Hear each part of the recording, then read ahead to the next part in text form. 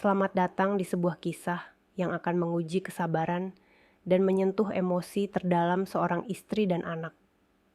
Persiapkan hati Anda, karena cerita ini mungkin akan membuat darah Anda mendidih. Ini adalah kisah Clarissa, seorang wanita karier yang sukses, yang baru saja kembali dari dinas luar kota.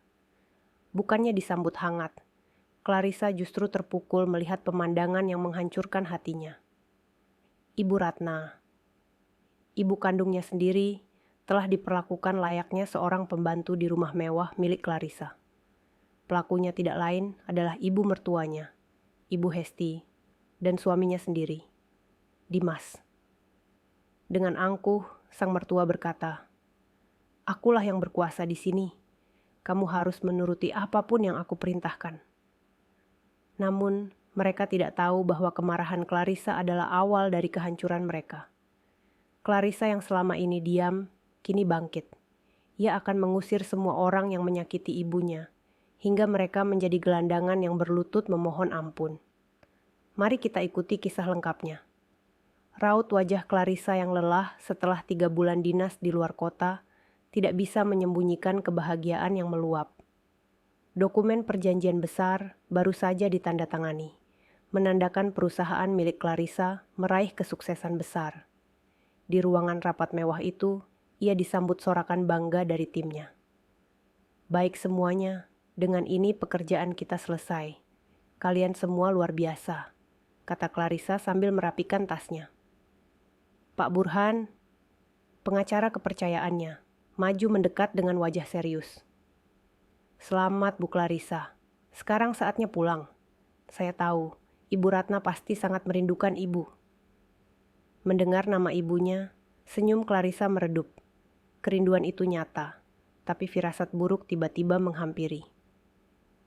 "Terima kasih Pak Burhan, 3 bulan ini terasa lama sekali.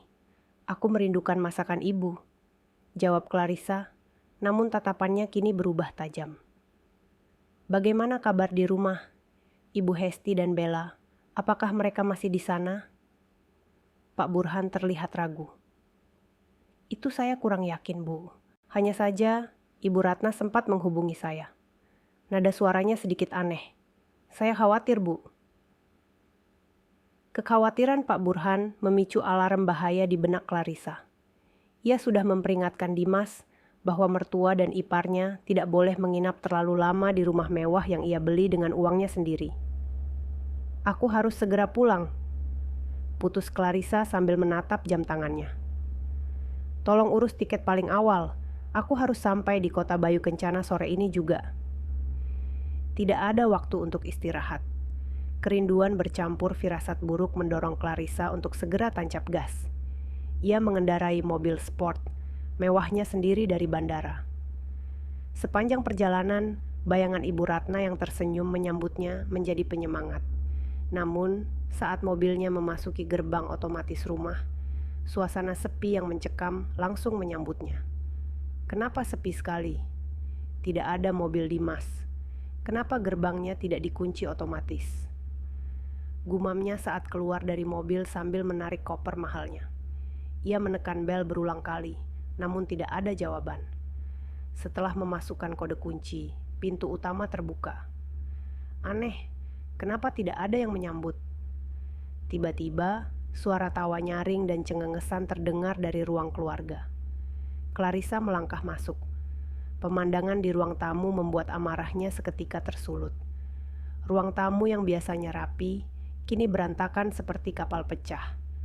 Bantal sofa berserakan, bungkus makanan ringan ada di lantai marmer. Ibu Hesti, ibu mertuanya, duduk santai di sofa utama dengan kaki diselonjorkan di atas meja kaca. Ia memakai daster rumahan dengan perhiasan kalung emas tebal. Bella, adik iparnya, duduk di sampingnya sambil sibuk dengan ponsel dan tertawa geli. "Hahaha, rasain kamu Bella, kamu kalah lagi. Mana uang taruhannya?" seru Ibu Hesti sambil mengunyah keripik. "Ih, Ibu curang. Aku kan lagi lapar." "Bu, suruh saja Ibu Ratna buatkan kita mie instan lagi. Aku lapar," rengek Bella manja. "Bagus. Memang sudah waktunya dia kerja, seru Ibu Hesti cepat. Jangan sampai dia santai-santai di dapur. Ucapan itu seperti petir menyambar di siang bolong. Tubuh Clarissa membeku di ambang pintu, koper masih di tangannya. Apa-apaan ini? Suara Clarissa terdengar dingin, memotong tawa mereka. Ibu Hesti dan Bella tersentak kaget. Mereka menoleh, wajah mereka berubah kesal saat melihat Clarissa. Oh, kamu. Kenapa pulang tidak bilang-bilang? Mengganggu waktu santai kami saja. Hardik Ibu Hesti tanpa menunjukkan sambutan hangat. Cih, sok-sokan bawa koper mahal. Cuma pulang kan, bukan bawa oleh-oleh untuk kita. Sindir Bella melirik sinis. Clarissa mengabaikan mereka. Matanya menyala mencari ibunya. Di mana Ibu Ratna? Dan kenapa rumah ini seperti kandang babi? Kalian apakan rumahku? Tuntut Clarissa. Ibu Hesti mengibaskan tangannya dengan angkuh. Cih, jangan berlebihan. Ini cuma sedikit berantakan. Lagi pula, Ibu Ratna, tentu saja dia sedang bekerja. Kau pikir dia di sini untuk santai-santai? Dia harus berguna kan? Bella menyahut dengan tawa mengejek. Dia sedang membersihkan kolam renang di belakang. Katanya sih, dia harus mengerjakan semua agar bisa betah tinggal di sini. Mendengar itu, urat leher Clarissa menegang. Amarahnya memuncak. Dia ibuku, bukan pembantumu. Apa yang kalian lakukan? Di mana Dimas? Clarissa berlari. Koper sudah ia biarkan tergeletak begitu saja. Ia menuju pintu belakang, ke area kolam renang.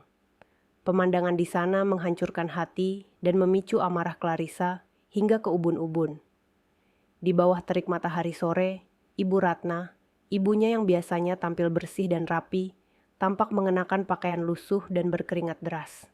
Napasnya tersengal-sengal saat berusaha menyikat lumut tebal di pinggiran kolam renang dengan sikat besar yang terlalu berat untuknya. Ibu, ibu, teriak Clarissa, air mata langsung membasahi pipinya. Ibu Ratna tersentak kaget. Sikat besar itu jatuh ke lantai. Clarissa, nak, kamu sudah pulang?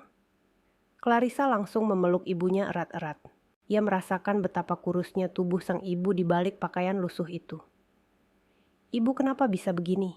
Kenapa ibu melakukan ini? Kenapa ibu tidak menelepon aku? Siapa yang menyuruh ibu? Isak Clarissa dalam pelukan. Ibu Ratna berusaha tersenyum, menyeka air mata putrinya. Sudah nak, jangan menangis. Ibu tidak apa-apa. Ibu hanya membantu. Ibu senang bisa berguna. Clarissa melepaskan pelukan, menatap ibunya dengan tatapan tak percaya. Berguna bagaimana? Ibu, ini bukan rumah kontrakan. Ini rumahku, rumah ibu. Kenapa ibu harus menjadi pembantu di rumah sendiri? Ibu sakit, ibu baru saja pulih. Saat itu juga, Ibu Hesti dan Bella muncul dari pintu belakang, berjalan santai dengan senyum sinis. Drama sekali. Cih, kenapa? Kau keberatan kalau ibumu yang tinggal numpang itu bekerja? Harus diajari tata krama memang. Cibir Ibu Hesti sambil melipat tangan di dada. Kasihan ya, sok kaya, tapi ibunya sendiri dijadikan pembantu. Bella mendengus. Clarissa berbalik cepat.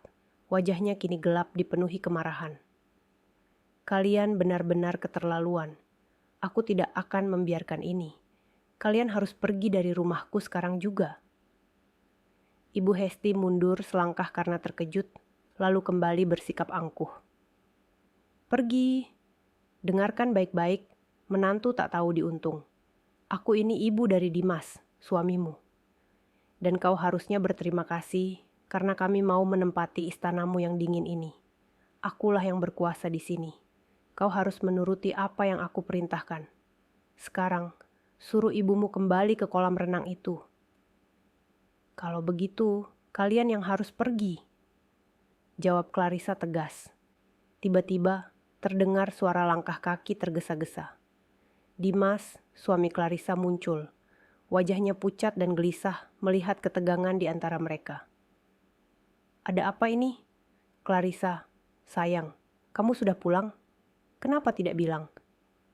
Tanya Dimas panik. Clarissa menatap suaminya dengan tatapan penuh kecewa dan pengkhianatan yang tak terlukiskan.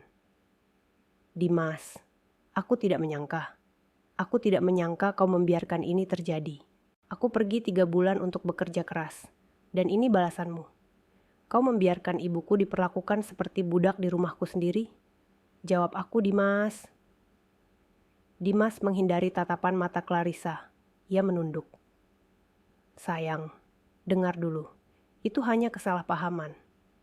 Ibu Ratna sendiri yang menawarkan diri untuk membantu. Ibu kan hanya ingin dia tidak bosan. Dari Dimas, suaranya pelan dan tidak meyakinkan. Kesalahpahaman.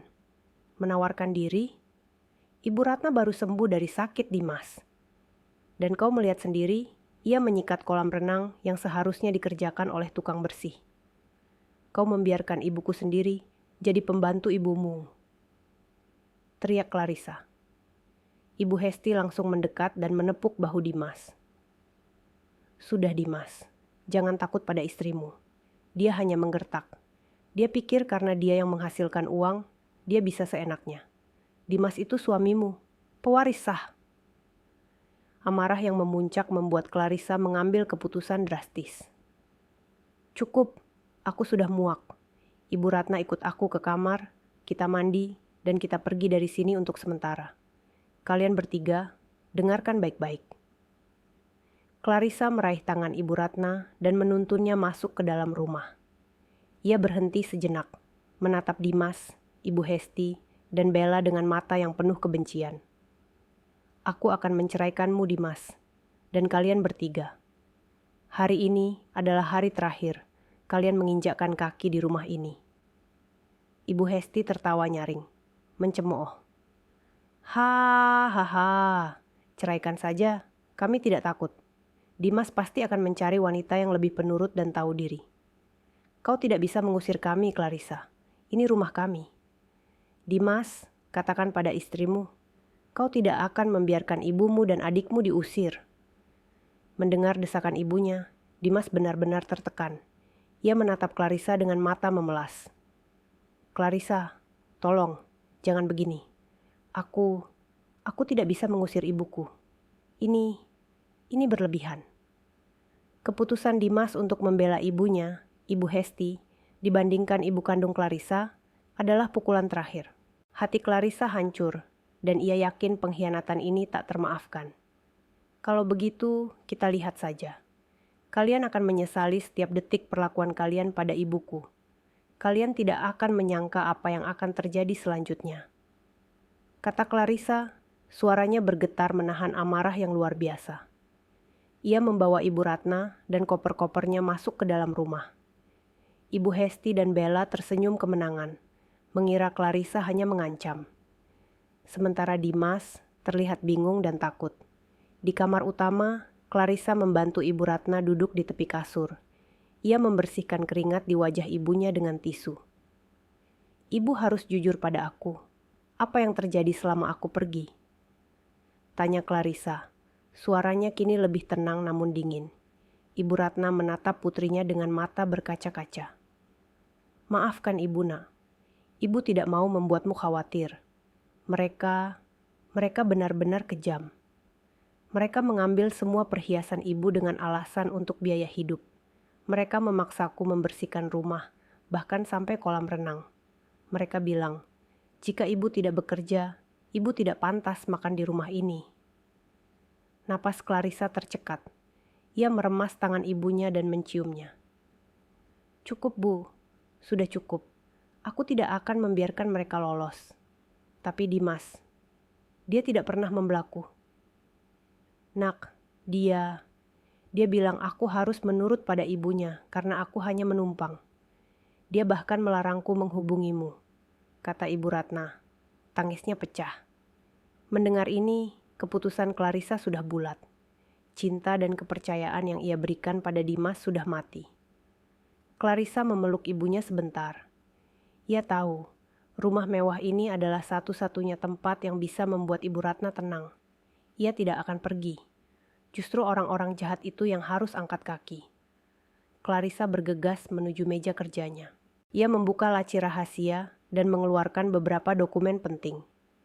Sertifikat rumah, surat-surat kepemilikan saham, dan yang paling penting, surat kuasa yang ia tanda tangani sebelum berangkat dinas, memberikan wewenang penuh kepada Pak Burhan untuk mengurus masalah rumah tangga. Dengan cepat, Clarissa menelepon Pak Burhan. Pak Burhan, saya ingin Anda segera datang ke rumah. Sekarang juga. Saya ingin Anda mengurus 2 hal. Gugatan cerai terhadap Dimas dan surat pengusiran resmi untuk Ibu Hesti dan Bella. Saya tidak mau ada penundaan. Saya ingin semuanya beres hari ini. Suara Clarissa terdengar tegas dan mutlak. Pak Burhan di seberang telepon terkejut, namun segera mengiyakan. Setelah menutup telepon, Clarissa melirik ke kaca. Matanya memancarkan tekad yang dingin dan mematikan. Ia tahu, setelah ini hidupnya akan berubah. Tetapi kehormatan ibunya jauh lebih berharga daripada pernikahan dengan pria pengkhianat. Ia membuka lemari. Semua pakaian Dimas, Ibu Hesti, dan Bella, ia tarik keluar, dilempar ke lantai. Ia mulai mengemas barang-barang mereka secara acak ke dalam beberapa koper dan tas besar. Dimas, Ibu Hesti, dan Bella yang sedang santai di ruang keluarga tiba-tiba mendengar suara gaduh dari lantai atas. Suara apa itu? Apa Clarissa sedang mengamuk? Tanya Bella, beranjak dari sofa. Biarkan saja, paling dia cuma ngambek seperti biasa. Sebentar lagi juga dia akan datang memohon maaf pada Dimas. Kata Ibu Hesti, masih dengan nada sombong. Namun, tidak lama kemudian, Clarissa muncul di tangga. Tangannya tidak kosong. Ia membawa tumpukan koper dan tas besar yang berisi barang-barang mereka, yang siap dilemparkan keluar rumah. Clarissa berdiri di puncak tangga utama. Wajahnya keras, penuh tekad yang dingin. Ibu Hesti yang sedang tertawa sombong di sofa mendadak terdiam. Bella berhenti mengunyah keripik. Dimas yang tadinya gelisah, kini terperanjat melihat pemandangan itu. Apa-apaan ini? Clarissa, kau gila? Seru Dimas, bangkit dari duduknya. Clarissa tidak menjawab. Ia melemparkan koper-koper itu ke lantai marmer dengan suara keras, persis di hadapan kaki mereka. Itu barang-barang kalian. Aku kasih waktu 5 menit untuk angkat kaki dari rumahku, sebelum aku panggil polisi dan security kompleks untuk menyeret kalian keluar. Ucap Clarissa dingin. Ibu Hesti tertawa sinis, meskipun wajahnya mulai memucat. Mengusir kami? Kau pikir kau siapa? Kau tidak bisa mengusir ibu dan suamimu sendiri. Kami punya hak di sini.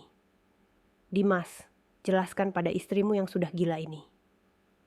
Dimas maju, mencoba meraih tangan Clarissa, tetapi Clarissa menepisnya dengan kasar. Jangan sentuh aku, Dimas. Kau sudah kehilangan hak itu sejak kau membiarkan ibuku diperlakukan seperti budak. Suara Clarissa bergetar menahan amarah yang meletup-letup. Ibu Ratna sendiri yang mau, Clarissa. Aku sudah bilang, ini cuma salah paham. Dimas mencoba berdalih lagi, tetapi nada suaranya penuh kepalsuan. Salah paham katamu? Apa salah paham memaksanya mencuci pakaian kotormu, mencuci piring setinggi gunung, dan menyikat lumut di kolam renang, padahal dia baru saja sembuh? Kau tahu di mana kesalahpahaman itu? Dimas, kesalahpahaman itu adalah pernikahan kita. Ibu Hesti menarik lengan Dimas. Sudah Dimas, jangan buang waktu. Telepon pengacara kita. Suruh dia datang, katakan bahwa istri gila ini mengancam akan mengusir kita. Biar dia tahu, rumah ini milik Sadimas. Dia hanya menumpang. Mendengar kata-kata itu, senyum tipis, dingin, dan penuh kemenangan muncul di wajah Clarissa. Ibu Hesti dan Bella mengira itu adalah senyum menyerah. Mereka salah besar. Pengacara? Ya. Clarissa maju selangkah. Terlambat, pengacaraku sudah dalam perjalanan. Dan tentang kepemilikan, kalian benar-benar tidak tahu diri sampai detik ini. Baik, akan kuperjelas. Tiba-tiba, suara deru mobil terdengar dari halaman depan, diikuti bunyi klakson singkat. Itu dia, ujar Clarissa puas. Tak lama, terdengar ketukan pintu. Dimas dengan cepat berjalan ke pintu, berharap itu adalah kenalannya. Namun, yang datang adalah Pak Burhan.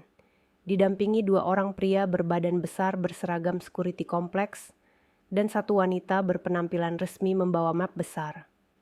"Selamat sore, Pak Dimas. Maaf mengganggu." Sapa Pak Burhan datar, tanpa ekspresi ramah seperti biasanya. "Pak Burhan, kenapa Bapak datang bersama security?" tanya Dimas, bingung sekaligus takut. Pak Burhan melirik ke arah Clarissa yang kini berjalan turun dan berdiri tegak di sampingnya. "Saya di sini atas nama klien saya, Ibu Clarissa, dan atas wewenang penuh sebagai pengacaranya," jawab Pak Burhan. Ibu Hesti menjerit panik. "Tidak, kenapa dia pengacaramu? Dimas, kenapa dia malah bersama si wanita gila ini?" Bella maju dengan berani. "Tolong, kalian jangan percaya. Wanita ini hanya ingin menguasai rumah yang sudah diwariskan untuk kakaknya." Clarissa mendengus. "Diwariskan? Warisan dari mana? Dimas tidak punya apa-apa selain mobil yang cicilannya masih harus kubayar. Kalian pikir aku bodoh? Aku pergi 3 bulan bukan cuma bekerja, tapi juga merapikan semua aset agar tidak ada tikus yang mencoba mencuri." Pak Burhan membuka map besarnya. "Maaf, Ibu Hesti dan Nona Bella. Sesuai dengan permintaan Ibu Clarissa dan berdasarkan sertifikat kepemilikan properti dan semua bukti transfer dana dari rekening Ibu Clarissa kepada developer, saya nyatakan bahwa rumah mewah ini sepenuhnya milik sah Ibu Clarissa. Tidak ada satupun kepemilikan atas nama Dimas di properti ini." Ibu Hesti terhuyung. Ia mencengkeram lengan Dimas. "Tidak mungkin. Dimas, kau bilang kau sudah membuat sertifikat rumah ini atas namamu. Kau bohongi ibumu." Ibu Hesti menjerit histeris. Dimas panik. Wajahnya semakin pucat. "Ibu, aku hanya bilang, ibu harus sabar. Aku bilang sebentar lagi akan kubuatkan atas namaku. Aku tidak pernah bilang sudah membuatnya." Ibu Hesti menampar wajah Dimas dengan keras. "Kau pengecut, kau bodoh, kau membiarkan kami dipermalukan di sini." Clarissa melihat pemandangan itu tanpa emosi. Ia sudah terlalu sakit hati. "Pak Burhan, jangan buang waktu. Serahkan surat pengusiran itu," perintah Clarissa. Wanita berpenampilan resmi yang mendampingi Pak Burhan, anggota tim hukum, maju. Ia menyerahkan selembar surat. "Ini adalah surat pemberitahuan pengusiran yang berlaku efektif sejak saat ini. Kalian bertiga, termasuk Pak Dimas, wajib mengosongkan rumah ini dalam waktu 1 jam. Atau kami akan memanggil polisi karena telah melakukan perampasan properti, penipuan, dan kekerasan emosional terhadap Ibu Ratna." Jelas wanita itu dengan nada profesional. Dimas gemetar. "Perampasan?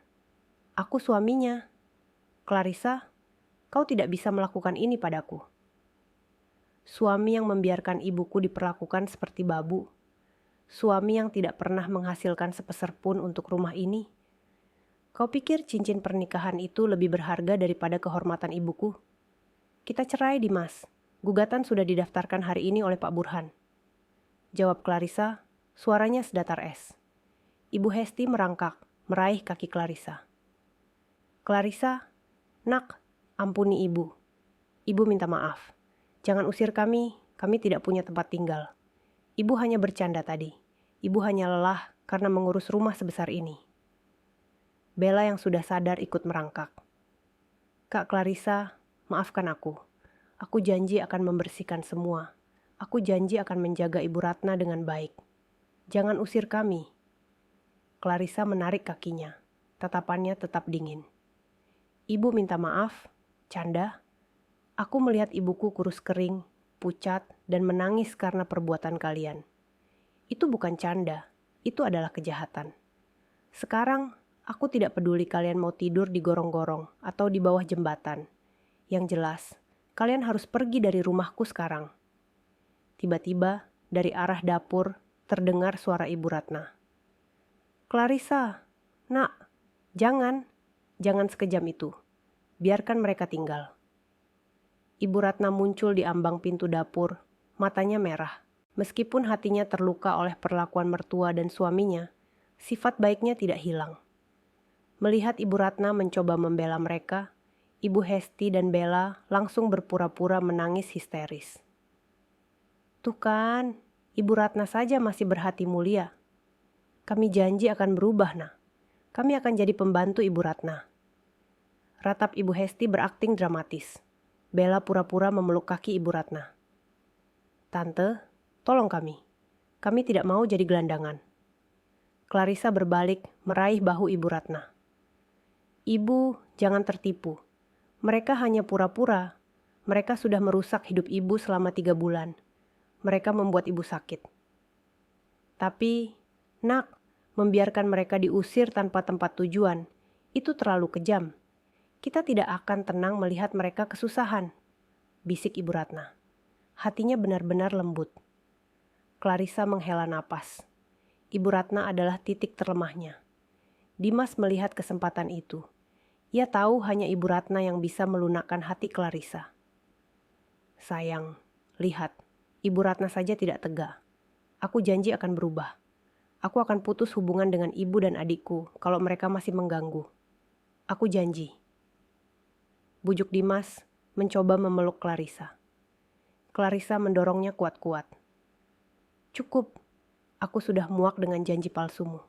Sekarang dengarkan baik-baik.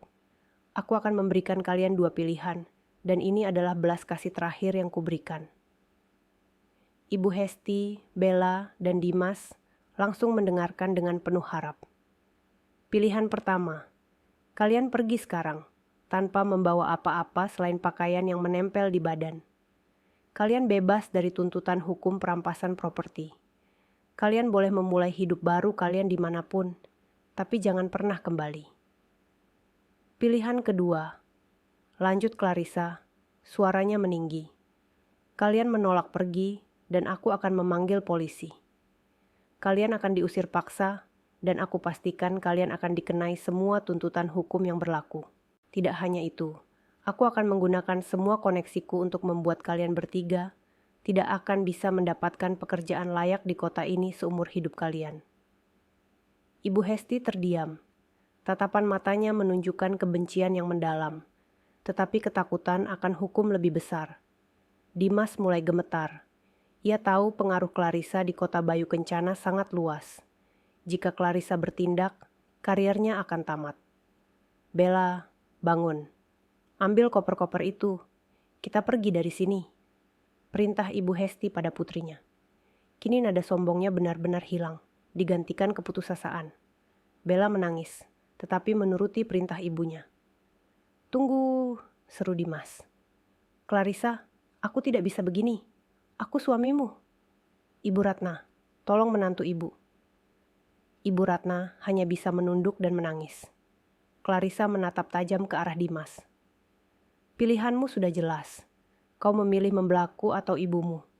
Kau sudah memilih ibumu sejak awal, dan sekarang ibumu yang akan menanggung akibatnya.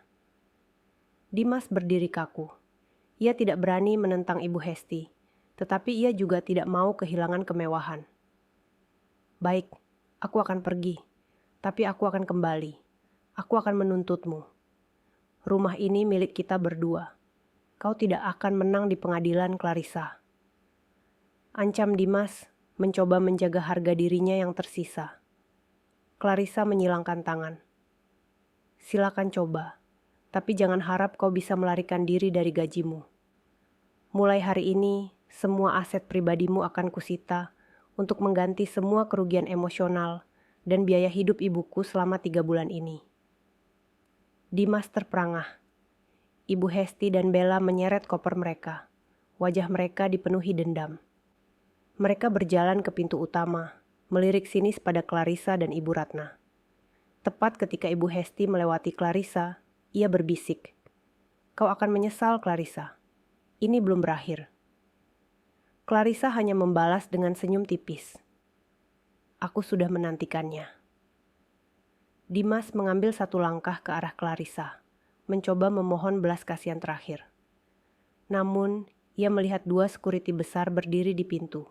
Dengan perasaan hancur, ia berbalik, mengikuti ibu dan adiknya keluar dari rumah mewah itu.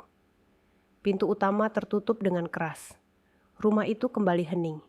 Clarissa memeluk Ibu Ratna yang masih menangis. "Sudah, Bu, mereka sudah pergi. Sekarang kita aman. Aku tidak akan membiarkan mereka menyentuh ibu lagi." Bisik Clarissa, air mata akhirnya menetes.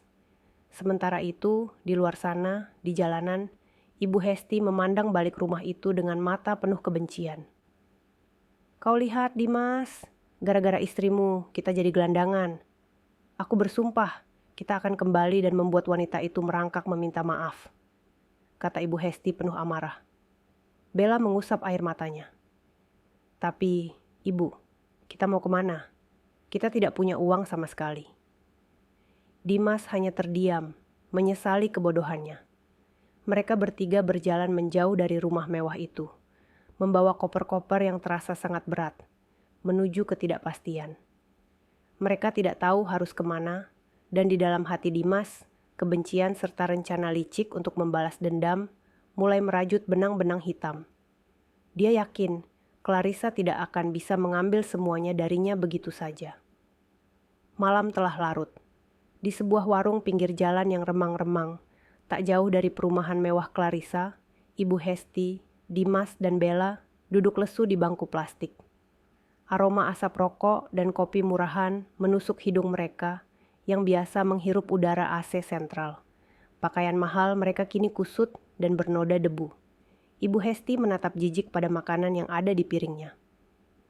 "Aku tidak bisa makan makanan ini." "Dimas, ini menjijikkan. Kau lihat sendiri, kita jadi gelandangan.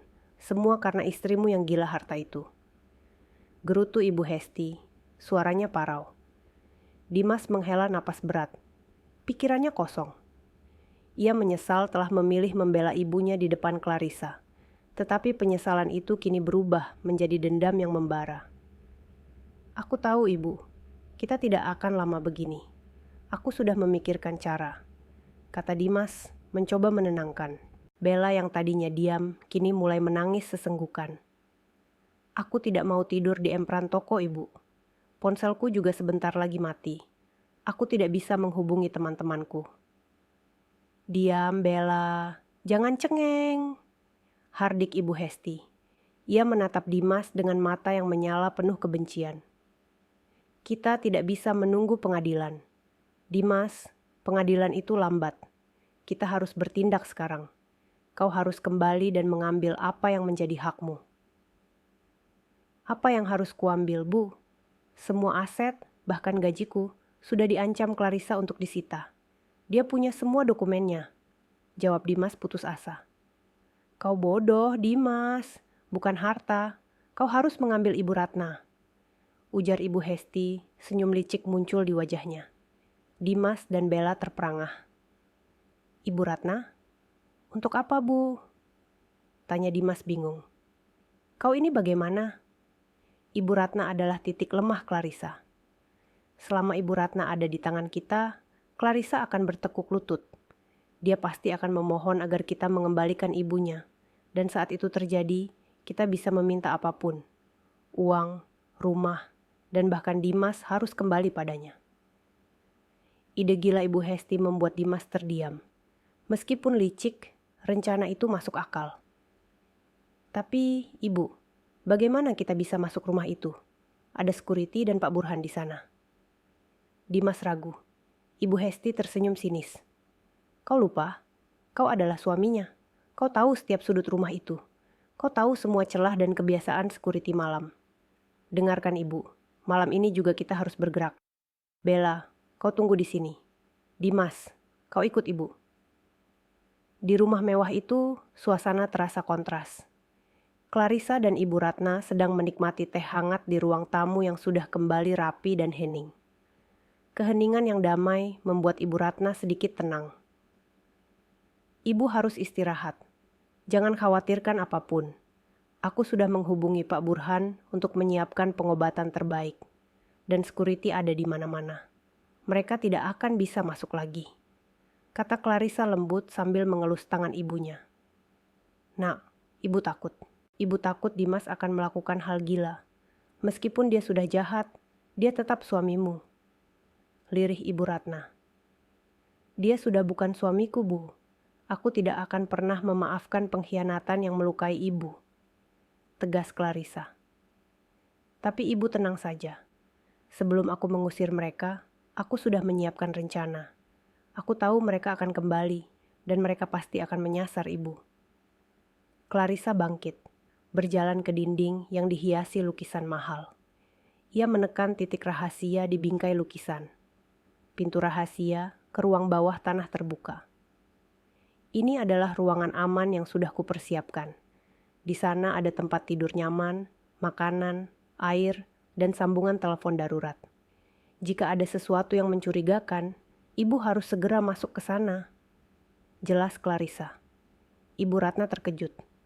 Sejak kapan kamu menyiapkan ini? Sejak aku tahu Ibu Hesti dan Bella akan tinggal. Aku tahu mereka licik. Tapi tenang, Bu, ini hanya untuk jaga-jaga. Sekarang aku mau ibu tidur. Pukul 2 pagi, hujan gerimis tipis menyelimuti perumahan mewah itu. Dimas dan Ibu Hesti mengenakan pakaian gelap yang mereka beli seadanya, bersembunyi di balik semak-semak tebal di perbatasan dinding belakang rumah Clarissa. Sudah kuduga, Dimas, security hanya berpatroli di depan. Dinding belakang ini adalah titik lemahnya. Bisik Ibu Hesti, matanya berbinar licik. Tapi dindingnya tinggi sekali, Bu. Kita tidak punya tangga. Dimas berbisik panik. Ibu Hesti mengeluarkan tali tambang tipis dari tas punggung kecilnya. Kau pikir ibu bodoh? Ibu sudah menyiapkan ini. Dulu kau sering memanjat dinding ini saat SMA. Dimas, sekarang saatnya kau tunjukkan keahlianmu. Dimas menghela napas. Dipaksa menjadi pencuri oleh ibunya sendiri. Ia memasang tali, berusaha memanjat dinding yang licin karena gerimis. Beberapa menit kemudian, Dimas berhasil masuk ke halaman belakang. Ia segera membuka gerbang kecil yang tersembunyi di balik rimbunnya tanaman untuk ibunya. Mereka berdua berhasil masuk tanpa terdeteksi security yang sedang berpatroli di depan. Baik, sekarang ke kamar Ibu Ratna, bisik Ibu Hesti. Dia pasti sedang tidur nyenyak.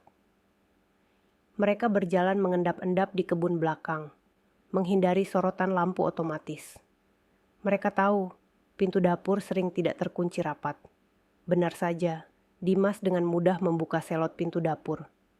Mereka masuk ke dalam rumah. Di dalam, rumah itu gelap dan hening. Hanya ada cahaya lampu malam kecil dari ruang tengah. Kau ambil dia, Dimas. Seret dia. Jangan bunuh dia. Kita butuh dia, hidup-hidup. Bisik Ibu Hesti, matanya liar. Dimas mengangguk, ia berjalan perlahan menaiki tangga. Langkah kakinya hati-hati, berusaha tidak membuat suara. Di kamar utama, Clarissa tidak tidur. Ia duduk bersandar di tempat tidur, matanya terbuka lebar. Di sampingnya, Ibu Ratna tidur pulas berkat obat tidur dosis ringan yang sengaja diberikan Clarissa. Namun Ibu Ratna kini sebenarnya sedang berada di ruang rahasia yang aman. Clarissa sudah tahu Dimas dan Ibu Hesti akan datang. Pak Burhan sudah memasang kamera tersembunyi dan sensor gerak di beberapa titik penting, termasuk dinding belakang. Clarissa mengawasinya melalui ponselnya. Ia melihat bayangan Dimas bergerak di lorong. Jantungnya berdebar, tetapi ia harus tenang. Ini adalah jebakan. Ketika Dimas mencapai depan kamar Ibu Ratna, ia membuka pintu perlahan. Kosong. Tempat tidur itu sudah rapi. Dimas panik. Ibu Ratna tidak ada. Bisik Dimas ke walkie-talkie kecil yang ia bawa. Tidak mungkin, cari. Dia pasti disembunyikan di kamar mandi. Suara Ibu Hesti terdengar bergetar di seberang. Dimas mencari di kamar mandi, di balik lemari, tetapi tidak ada. Tiba-tiba, lampu utama kamar menyala. Mencari seseorang, Dimas. Dimas terkesiap, ia menoleh. Clarissa berdiri di ambang pintu kamar utama. Wajahnya diselimuti bayangan, tampak tenang dan mengerikan. Clarissa, apa yang kau lakukan? Seru Dimas. Aku menunggumu. Sudah kuduga kau akan datang. Kau adalah pencuri yang pengecut, Dimas. Kau datang untuk menculik ibuku, jawab Clarissa. Di mana Ibu Ratna? Kau menyembunyikannya? Tanya Dimas, matanya mencari-cari. Itu bukan urusanmu. Sekarang kau datang ke sini sendiri, jadi penangkapanmu akan lebih mudah, kata Clarissa. Dimas mengeluarkan pisau lipat kecil dari sakunya. Jangan gila, jangan mendekat, Clarissa. Berikan aku Ibu Ratna sekarang, atau kau akan menyesal. Menyesal? Kau pikir kau bisa mengancamku dengan pisau mainan itu, Dimas? Clarissa tertawa sinis. Ia sama sekali tidak terlihat takut. Di lantai bawah, Ibu Hesti mendengar percakapan itu dari walkie-talkie dan menjadi semakin panik. Dimas, jangan lawan dia. Cepat keluar, kita mundur, teriak Ibu Hesti.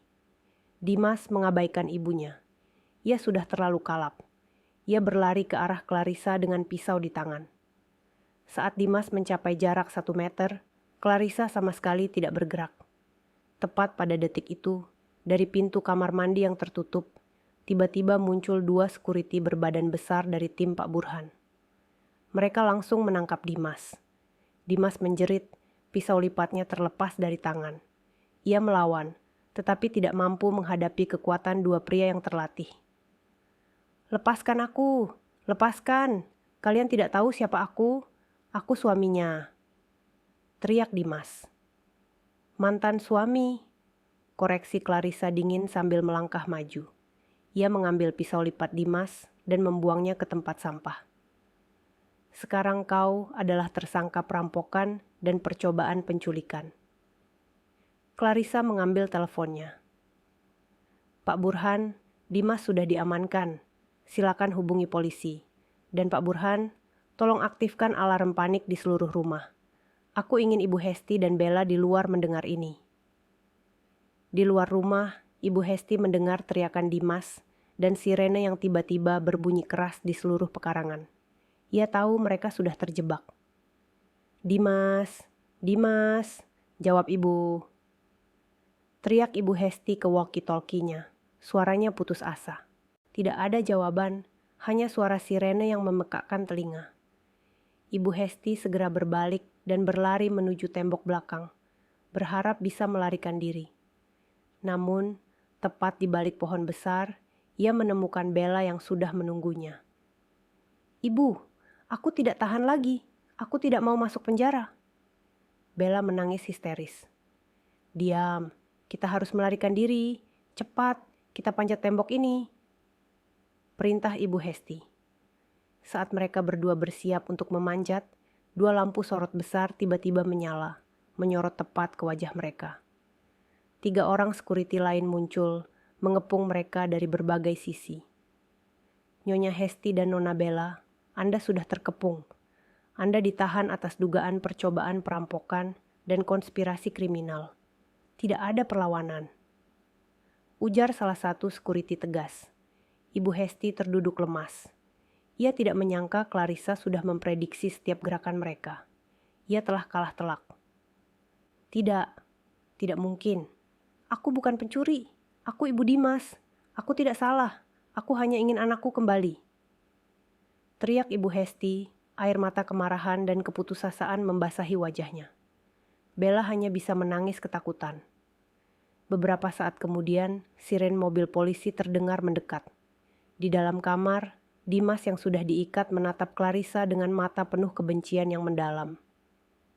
Kau iblis, Clarissa. Kau monster. Kau akan menyesal karena melakukan ini pada aku dan ibuku. Aku akan menghancurkan hidupmu di pengadilan. Ancam Dimas.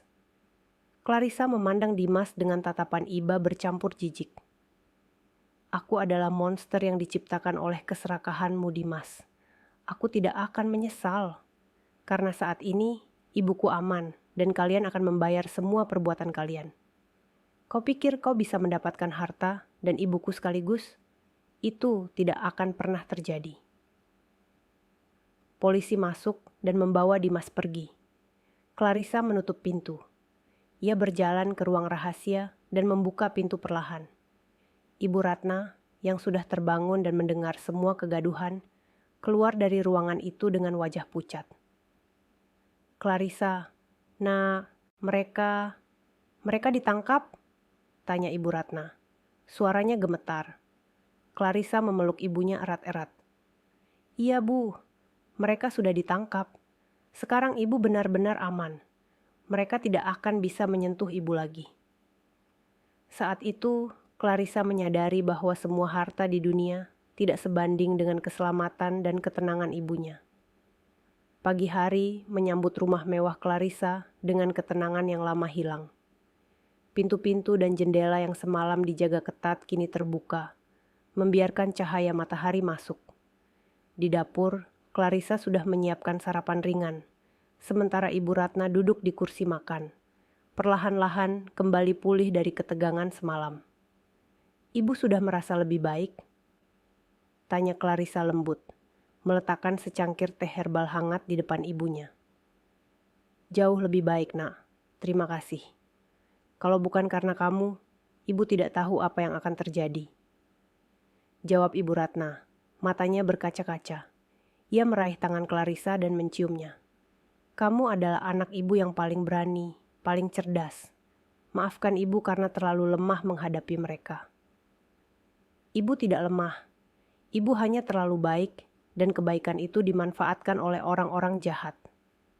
Balas Clarissa menggenggam tangan ibunya erat, memastikan Ibu Ratna tidak lagi merasa bersalah. Tiba-tiba, telepon Clarissa berdering. "Itu Pak Burhan." "Selamat pagi, Bu Clarissa. Saya menelepon untuk melaporkan perkembangan kasus semalam," ujar Pak Burhan dari seberang. "Bagaimana Pak Burhan? Apakah Dimas, Ibu Hesti, dan Bella sudah ditetapkan sebagai tersangka?" tanya Clarissa. Suaranya kembali profesional dan dingin. "Iya, Bu. Berkat rekaman CCTV dari rumah dan laporan percobaan penculikan serta perampokan, ketiganya sudah ditahan. Kasusnya akan segera dinaikkan. Namun, ada satu hal lagi. Dimas meminta bertemu dengan Ibu.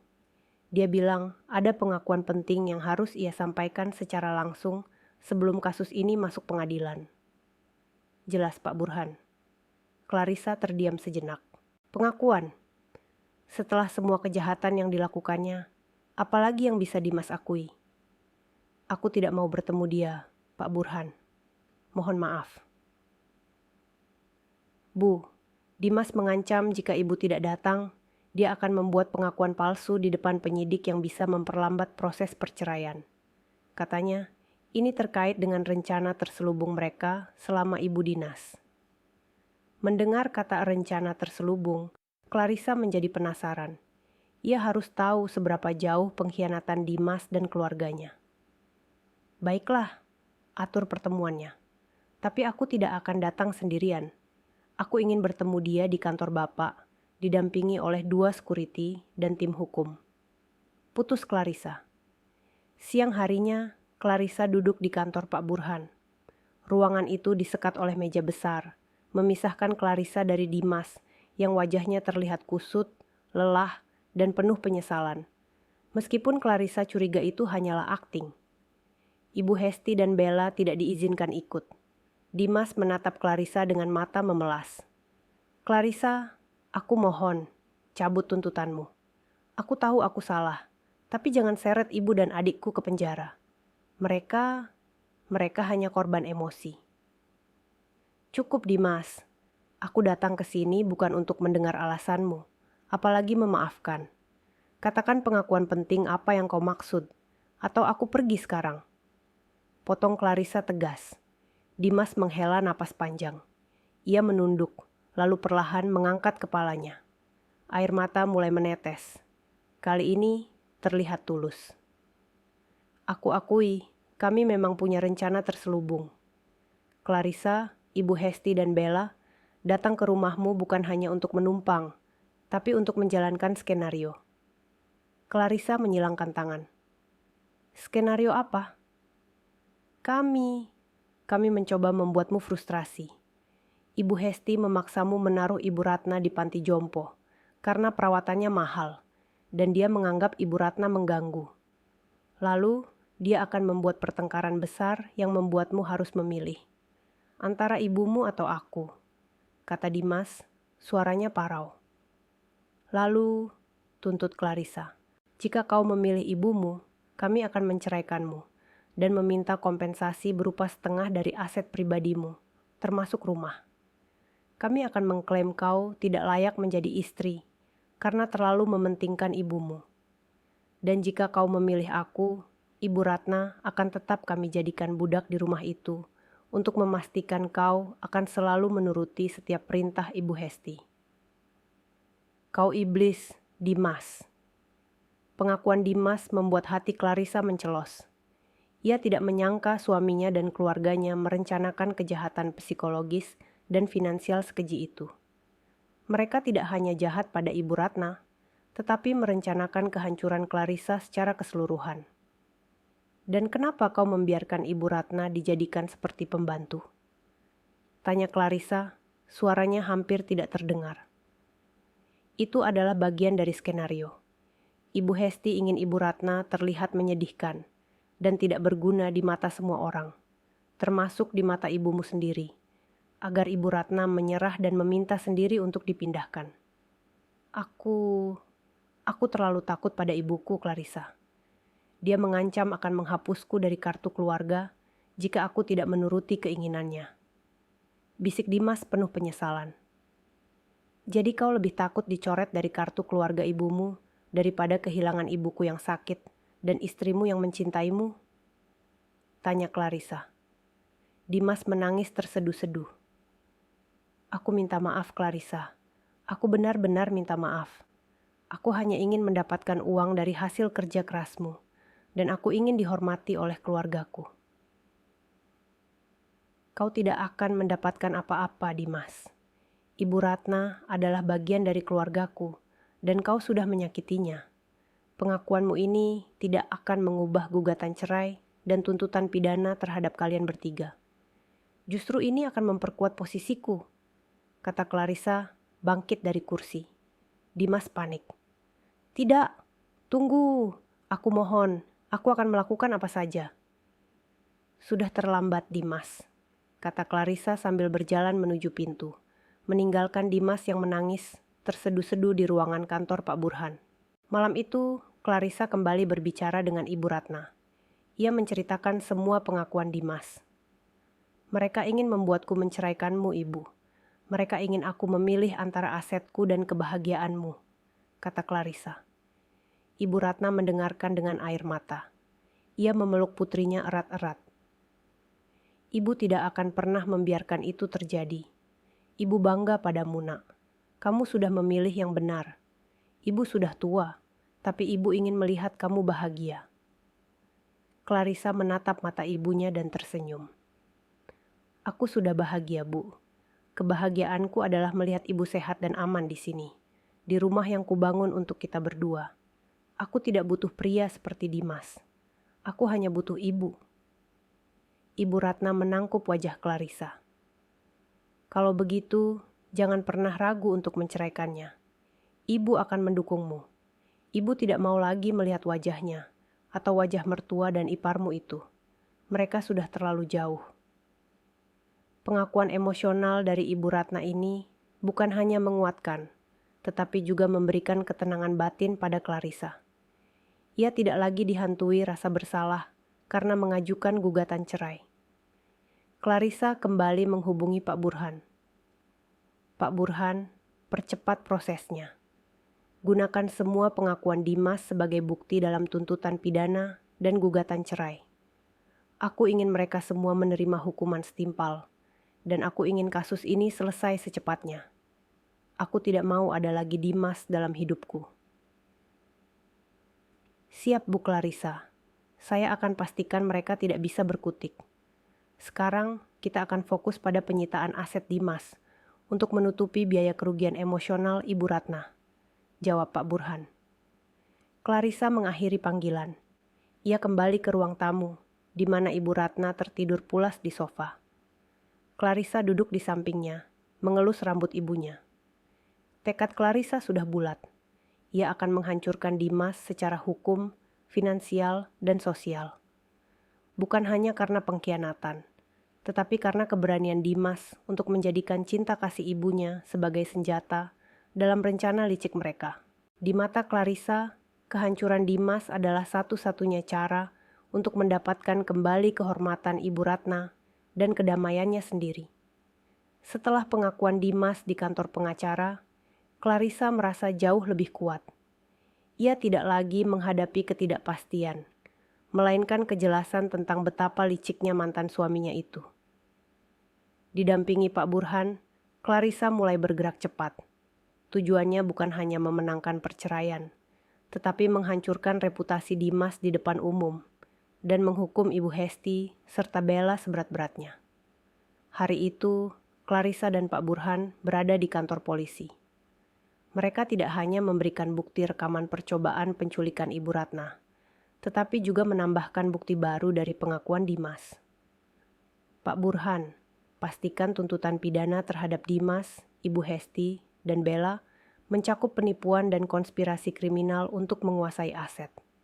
Aku ingin mereka diproses secepatnya. Perintah Clarissa dengan suara dingin. Pak Burhan mengangguk serius. Semua sudah saya siapkan, Bu Clarissa. Kasus ini kuat sekali.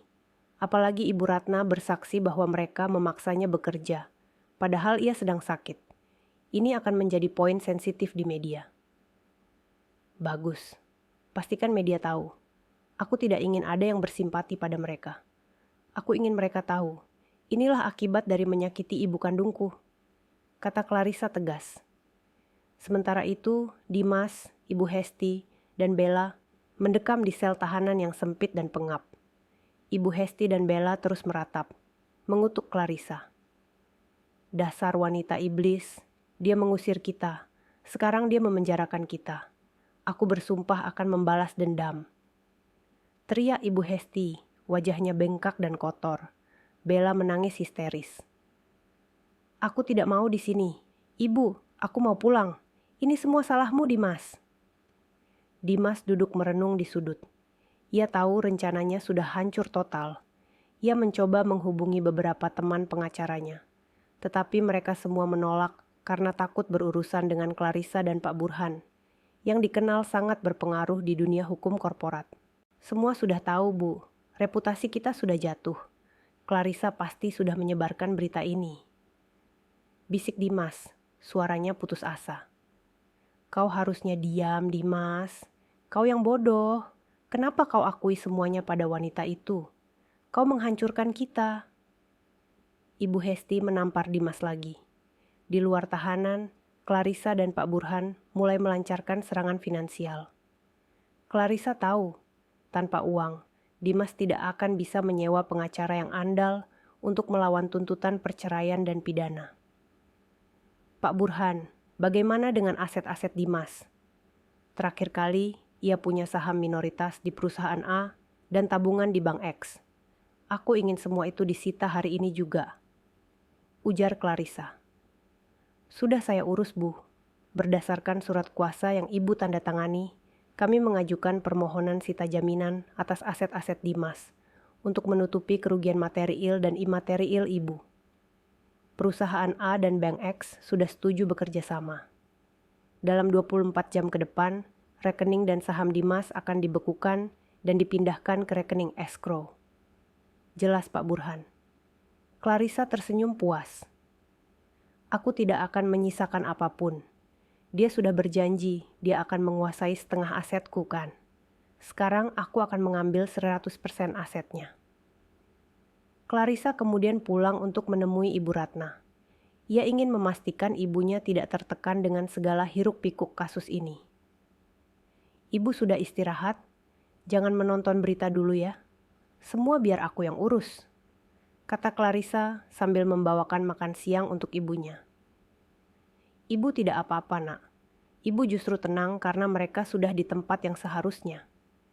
Tapi, Nak, Ibu teringat.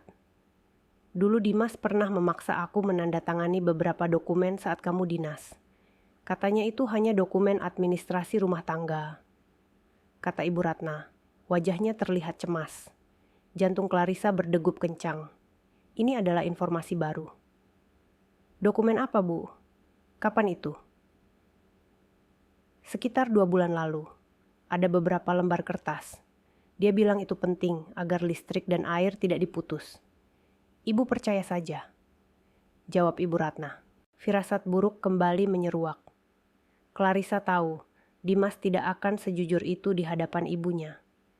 Ini mungkin adalah upaya terselubung Dimas yang belum terungkap, yaitu mencoba mencuri tanda tangan Ibu Ratna untuk keperluan tertentu. Jangan khawatir, Bu. Aku akan mencari tahu dokumen itu. Aku akan perintahkan Pak Burhan untuk menyelidiki semua transaksi dan dokumen yang ditandatangani ibu selama aku pergi. Kata Clarissa mencoba menenangkan ibunya, meskipun ia sendiri mulai panik. Keesokan harinya, Pak Burhan kembali dengan wajah tegang. Bu Clarissa, saya menemukan sesuatu yang sangat mencurigakan. Ada pengajuan pinjaman bank besar atas nama Ibu Ratna yang diajukan 3 minggu lalu. Nilainya sangat fantastis, hampir setara dengan setengah harga rumah ini. Lapor Pak Burhan. Mata Clarissa terbelalak. Pinjaman bank atas nama Ibu Ratna? Untuk apa? Pinjaman itu menggunakan jaminan berupa surat-surat berharga milik Ibu Ratna, yang ternyata dicuri dari brankas ibu saat ibu sedang sakit keras beberapa bulan lalu. Dimas menggunakan tanda tangan Ibu Ratna yang ia palsukan di atas dokumen pengajuan. Dia juga menggunakan surat kuasa palsu yang katanya ditandatangani ibu untuk mencairkan dana tersebut. Uang itu sudah dicairkan dan ditransfer ke rekening di luar negeri. Jelas Pak Burhan. Clarissa merasa darahnya mendidih. Ini bukan hanya pengkhianatan. Ini adalah penipuan tingkat tinggi dan pencurian identitas terhadap ibunya sendiri. Jadi mereka tidak hanya menjadikan ibu pembantu, tapi juga mencuri nama dan harta ibu? Tanya Clarissa, suaranya bergetar. Benar, Bu. Rencana mereka adalah, jika perceraian terjadi, mereka akan menggunakan uang pinjaman itu untuk membeli rumah lain, sehingga mereka tetap kaya meskipun kehilangan rumah ibu. Dan jika Ibu Ratna meninggal karena sakit atau tekanan, pinjaman itu akan menjadi masalah hukum bagi ahli waris ibu. Pengkhianatan yang terungkap ini jauh lebih besar dan keji dari yang Clarissa bayangkan. Dimas dan Ibu Hesti merencanakan untuk membuat Ibu Ratna sengsara hingga akhir hayatnya dan membuat Clarissa menanggung utang besar. Dimas, bajingan itu, dia benar-benar monster, geram Clarissa. Pak Burhan, segera laporkan ini sebagai kasus baru. Pencurian, pemalsuan dokumen, dan penipuan bank. Aku ingin semua bukti ini dilampirkan dalam sidang perceraian. Pak Burhan mengangguk. Baik, Bu, saya akan segera memanggil penyidik bank untuk bersaksi. Tapi satu hal lagi, Bu. Kami menemukan jejak transfer uang itu ke sebuah yayasan amal di luar negeri, atas nama Ibu Hesti. Yayasan amal? Clarissa mengerutkan dahi. Kenapa ke sana? Diduga ini adalah modus pencucian uang. Mereka mentransfer uang ke yayasan amal milik kenalan Ibu Hesti di luar negeri agar uang itu tidak terdeteksi dalam kasus perceraian ibu. Setelah kasus selesai, uang itu akan dikirim kembali ke rekening mereka. Terang Pak Burhan. Clarissa tersenyum miris. Luar biasa.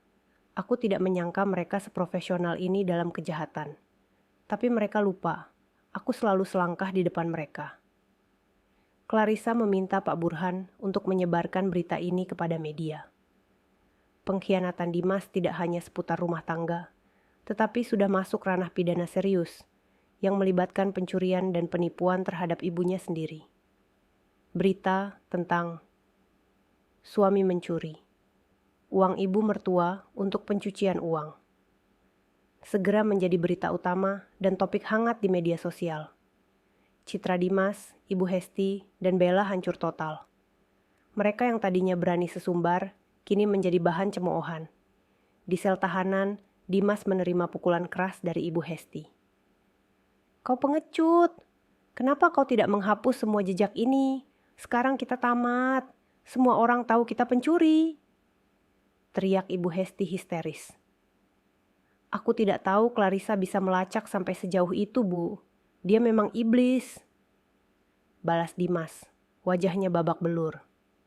Pengkhianatan Dimas kini terungkap sepenuhnya di depan umum. Clarissa merasa lega. Ia telah membersihkan namanya, membela ibunya, dan memastikan bahwa musuh-musuhnya kini terpojok tanpa bisa melawan. Ibu Ratna yang mendengar berita itu merasa sangat sedih, namun lebih lega karena semua kejahatan Dimas terungkap dan tidak akan ada lagi yang berani menyakitinya. Keputusan Clarissa untuk mengadakan sidang keluarga bukanlah acara mediasi biasa. Ini adalah eksekusi sosial. Clarissa tahu, bagi orang-orang seperti Dimas, Ibu Hesti, dan Bella, kehilangan reputasi dan kehormatan jauh lebih menyakitkan daripada sekadar kehilangan uang. Atas izin khusus dari kejaksaan dan dengan jaminan ketat, Dimas, Ibu Hesti, dan Bella diizinkan keluar sebentar dari tahanan hanya untuk menghadiri pertemuan tertutup di sebuah ruang ballroom. Hotel mewah yang disewa oleh Pak Burhan. Ruangan itu dipenuhi oleh beberapa kerabat dekat, para rekan bisnis Dimas yang tersisa, dan sejumlah kecil media yang dipercaya Pak Burhan. Ini adalah panggung terakhir Dimas sebagai orang terhormat. Dimas, Ibu Hesti, dan Bella tiba dengan pengawalan polisi. Wajah mereka pucat, mata Ibu Hesti terlihat kosong, sementara Bella terus menunduk, malu dengan tatapan menghakimi dari semua orang. Mereka diposisikan di barisan depan, duduk di kursi yang terasa seperti kursi pesakitan. Clarissa masuk ruangan itu dengan anggun, mengenakan setelan bisnis mahal berwarna gelap. Di sampingnya, Ibu Ratna yang kini terlihat jauh lebih sehat dan tenang, duduk di kursi khusus, dilayani dengan penuh hormat. Kontras antara penampilan mereka dan para tersangka sangat mencolok.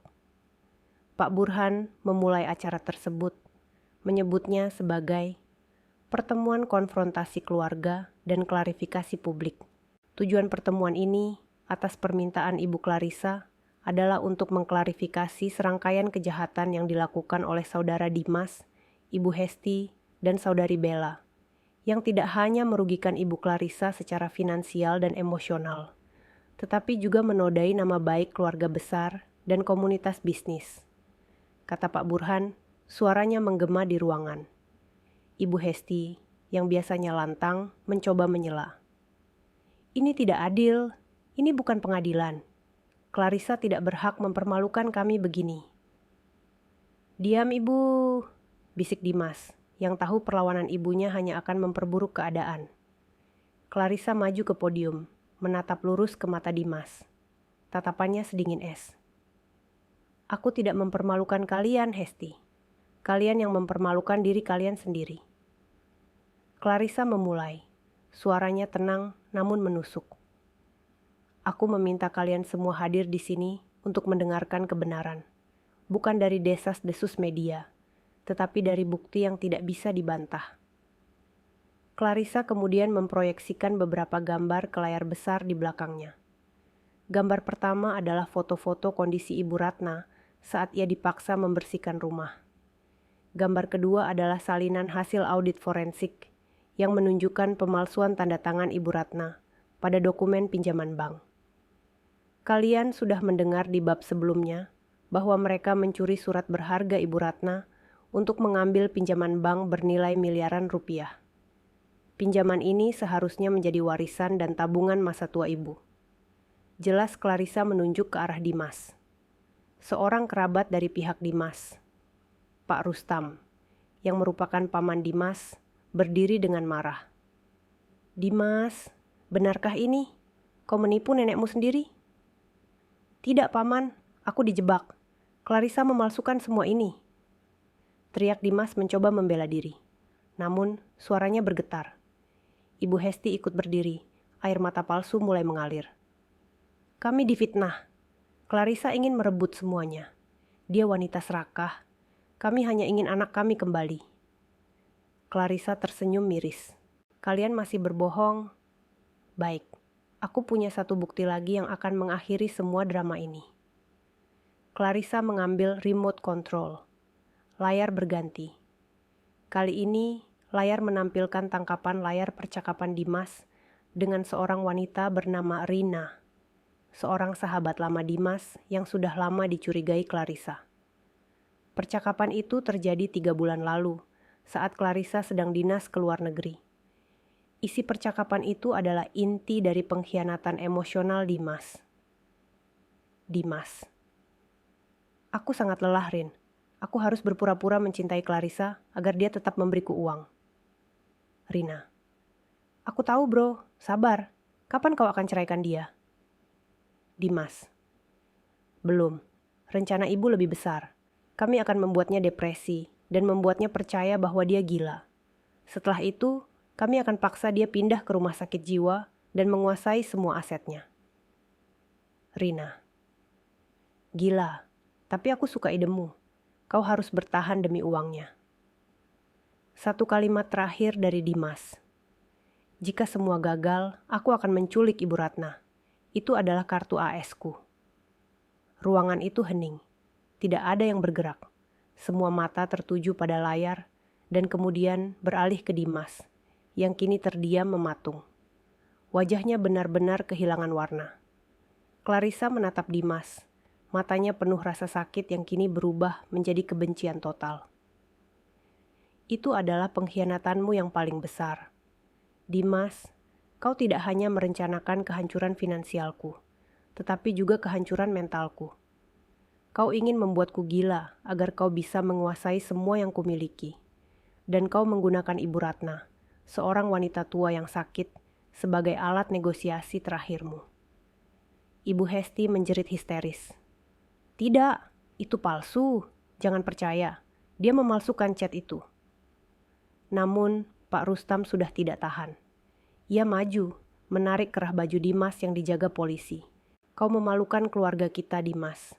Kau mencoba mencelakai mental istrimu dan menculik nenekmu yang tidak berdaya. Aku bersumpah, mulai hari ini, kau bukan lagi bagian dari keluarga kami. Pak Rustam meludah ke lantai, lalu pergi dengan kemarahan yang mendalam, diikuti oleh kerabat lainnya. Satu persatu, teman-teman Dimas yang hadir menatapnya dengan jijik dan meninggalkan ruangan. Clarissa mengambil kembali mikrofon. Kalian lihat, ini adalah sidang keluarga yang sebenarnya. Ini adalah penghakiman moral, di mana orang-orang yang selama ini kalian manfaatkan dan kalian bohongi, kini meninggalkan kalian. Clarissa berjalan mendekati kursi Ibu Ratna. Ia berlutut di depan ibunya, menggenggam tangannya erat-erat. Aku ingin kalian melihat ini, Dimas. Ibu Ratna adalah alasanku berdiri tegak hari ini. Aku tidak akan pernah membiarkan kalian menyentuhnya lagi. Aku sudah menyiapkan dokumen resmi. Hari ini, di hadapan semua saksi, aku akan menandatangani surat pencabutan hak waris Dimas sebagai suamiku, dan aku akan meresmikan gugatan cerai di hari yang sama. Di meja Pak Burhan sudah tersedia tumpukan dokumen. Clarissa dengan pena emasnya, tanpa ragu sedikit pun, membubuhkan tanda tangan. Per hari ini, Dimas, kita bukan lagi suami istri di mata hukum, dan di mata Tuhan, kita sudah lama bercerai, kata Clarissa menjatuhkan pena. Dimas, yang tadinya marah, kini roboh di kursinya. Ia menangis bukan karena penyesalan, melainkan karena kesadaran bahwa semua rencana jahatnya telah menjadi bumerang yang menghancurkan dirinya. Ia sudah kehilangan segalanya, istri, rumah, uang, reputasi, dan kini keluarga. Ibu Hesti dan Bella ditarik oleh polisi untuk kembali ke tahanan. Mereka terus berteriak dan memohon. Tolong, jangan bawa anakku. Aku hanya ingin rumah itu. Teriak Ibu Hesti. Bella meronta. Aku tidak bersalah. Aku hanya ikut ibu. Clarissa hanya memandang kepergian mereka tanpa ekspresi. Setelah ruangan benar-benar kosong kecuali dirinya, Ibu Ratna, dan tim hukum. Ibu Ratna menoleh ke putrinya. Nak, ibu bangga padamu. Kamu sangat kuat. Bisik Ibu Ratna. Air matanya kini adalah air mata haru. Aku kuat karena ada ibu. Balas Clarissa memeluk ibunya. Sidang keluarga telah usai. Dimas dan keluarganya kini sepenuhnya terisolasi, tanpa dukungan finansial, sosial, maupun moral. Babak hukum yang sesungguhnya, di mana harta dan nasib mereka akan diputuskan, baru saja akan dimulai. Setelah sidang keluarga yang menghancurkan, fokus pertempuran bergeser dari panggung sosial ke ruang pengadilan. Dimas, Ibu Hesti, dan Bella kini resmi menjadi tahanan, menghadapi tuntutan pidana berlapis, percobaan penculikan, perampokan, penipuan, pemalsuan dokumen, dan pencucian uang. Meskipun sudah terpojok, niat jahat mereka belum padam. Didorong oleh Ibu Hesti, Dimas masih menargetkan harta Clarissa. Di balik jeruji besi, Dimas dan Ibu Hesti berhasil menghubungi seorang pengacara spesialis perceraian yang berani mengambil kasus berisiko tinggi ini. Taktik mereka sederhana, menyerang balik. Ibu Hesti memerintahkan pengacara itu untuk memastikan Clarissa terlihat jahat di pengadilan. Katakan dia istri yang terlalu fokus pada karier, mengabaikan suaminya, dan menyebabkan Dimas merasa tidak dihargai. Fokus pada rumah itu. Meskipun sertifikatnya atas nama Clarissa, katakan bahwa Dimas berkontribusi dalam renovasi dan dekorasi. Dia harus mendapatkan separuh nilai rumah. Dimas mengangguk setuju. Aku tidak akan membiarkan dia menikmati semua itu sendirian. Aku harus mendapatkan bagianku. Di sisi lain, Clarissa dan Pak Burhan sudah siap dengan setiap serangan balik. Mereka tahu Dimas akan mencoba menggunakan alasan kontribusi suami untuk merebut harta Gonogini, meskipun pernikahan mereka berakhir tanpa anak. Mereka akan menyerang dari sisi moral dan finansial, Bu Clarissa. Mereka akan bilang, ibu terlalu sibuk dan Dimas adalah suami yang mengurus rumah. Ujar Pak Burhan di ruang kerjanya. Clarissa tersenyum dingin. Aku sudah menyiapkan bukti untuk mematahkan setiap argumen mereka, Pak Burhan. Dan untuk harta, aku punya kejutan. Persidangan perceraian dimulai dengan suasana tegang. Pengacara Dimas, mari kita sebut dia. Mr. X memulai serangan pertamanya dengan percaya diri. Yang mulia, kami mengakui ada kesalahan moral. Namun ini adalah masalah pembagian harta Gonogini. Klien kami, Dimas, adalah suami sah yang mendampingi Clarissa selama 5 tahun. Meskipun rumah ini atas nama Clarissa, Dimas berkontribusi besar dalam renovasi interior, membeli perabotan mahal, dan mengelola rumah. Kami meminta 50% dari nilai rumah dan semua aset bersama. Kata Mr. X. Pak Burhan berdiri. Keberatan, Yang Mulia. Klien kami siap mematahkan argumen kontribusi tersebut. Clarissa memberikan isyarat, dan Pak Burhan memproyeksikan beberapa dokumen. Dokumen itu menunjukkan semua tagihan pembelian perabotan, barang elektronik mewah, hingga biaya renovasi yang semuanya dibayar penuh dari rekening pribadi Clarissa tanpa dicampur dengan rekening Dimas. Bahkan, ada bukti transfer rutin dari rekening Clarissa ke rekening Dimas yang dilabeli uang saku bulanan. Yang Mulia, dari bukti ini jelas bahwa yang disebut kontribusi, Dimas adalah menerima uang saku dari istri dan menggunakannya untuk membeli barang yang pada akhirnya dibayar kembali oleh Nyonya Clarissa. Kontribusi Dimas hanyalah fisik, yang seharusnya dilakukan oleh asisten rumah tangga, bukan suami. Ujar Pak Burhan tegas. Mr. X terdiam, wajahnya merah padam. Serangan pertama Dimas gagal total. Mr. X mencoba menyerang dari sisi moral. Kami memiliki bukti bahwa Nyonya Clarissa adalah istri yang dingin, terlalu fokus pada karier, dan sering meninggalkan rumah berbulan-bulan, menyebabkan klien kami, Dimas, merasa diabaikan dan tertekan. Clarissa yang selama ini tenang, kini berdiri sendiri. Yang Mulia, saya ingin mengajukan kesaksian pribadi. Clarissa menatap lurus ke arah Dimas. Aku meninggalkan rumah bukan untuk bersenang-senang, Dimas. Aku meninggalkan rumah untuk menjalankan dinas yang uangnya kuberikan padamu. Dan aku tidak pernah mengabaikanmu. Aku selalu berusaha kembali saat ulang tahunmu, saat Natal, atau saat kau sakit. Tapi apa balasanmu? Clarissa meminta Pak Burhan memutar rekaman suara. Itu adalah rekaman telepon antara Dimas dan Bella, di mana Dimas dengan kasar menolak kunjungan Clarissa saat Dinas dengan alasan ia sedang sibuk berpesta. Suara Dimas di rekaman. Aku tidak sibuk bekerja. Aku sibuk mencari nafkah untuk membiayai gaya hidup mewahmu, ibumu, dan adikmu.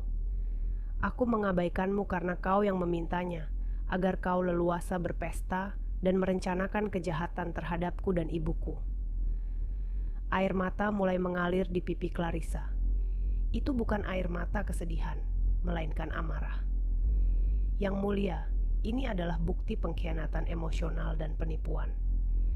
Klien kami sudah memberikan segalanya, dan yang ia dapatkan hanyalah rencana jahat untuk membuat ibunya sakit, dirinya gila, dan asetnya dikuasai. Tutup Clarissa. Hakim terlihat terkejut dengan semua bukti yang disajikan. Tuntutan Mr. X untuk pembagian harta langsung ditolak mentah-mentah. Sementara sidang perceraian berjalan, di sidang pidana, Ibu Hesti mencoba memainkan kartu as terakhirnya. Ibu Hesti yang sudah putus asa berteriak di depan hakim, mencoba mengalihkan kesalahan. Yang mulia, saya minta ampun. Semua ini adalah ide Dimas. Dia yang memalsukan tanda tangan. Dia yang mencuri. Dia yang ingin menjual rumah itu. Bella dan saya hanya menuruti anak kami. Kami hanya korban. Ibu Hesti bahkan tidak ragu mengorbankan Dimas agar ia dan Bella terbebas. Bella yang ketakutan ikut mengamini. Iya, yang mulia, Kak Dimas yang menyuruh kami membuat Ibu Ratna tidak nyaman. Kami diancam olehnya. Isak Bella. Dimas terkejut mendengar pengkhianatan dari ibu dan adiknya sendiri. Ia berteriak histeris, menyadari bahwa ia kini sendirian dan dikorbankan. Kalian pembohong. Ibu, kau yang merencanakan semuanya. Kau yang suruh aku mencuri. Kau yang suruh aku memalsukan tanda tangan. Teriak Dimas, matanya merah. Ruangan sidang menjadi ricuh. Momen sidang keluarga ini menjadi bukti nyata bahwa niat jahat mereka tidak hanya tertuju pada Clarissa, tetapi juga pada satu sama lain. Kepercayaan di antara mereka sudah hancur total. Pak Burhan berbisik pada Clarissa.